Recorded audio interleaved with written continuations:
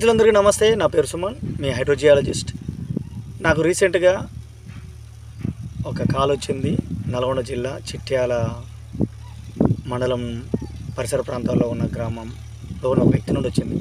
అయితే వాళ్ళ ఇష్టం వచ్చిన ప్రకారం ఒక 300 ఫీట్లు 3 బోర్లు వేసారంట. వాళ్ళకున్న 7 ఎకరాల భూమిలో 3 వేస్తే 3 డ్రై అయ్యాయి. ఎందుకు డ్రై అయ్యాయి అంటే అక్కడ వర్షపాతం తక్కువ ఉంది ఒకటి.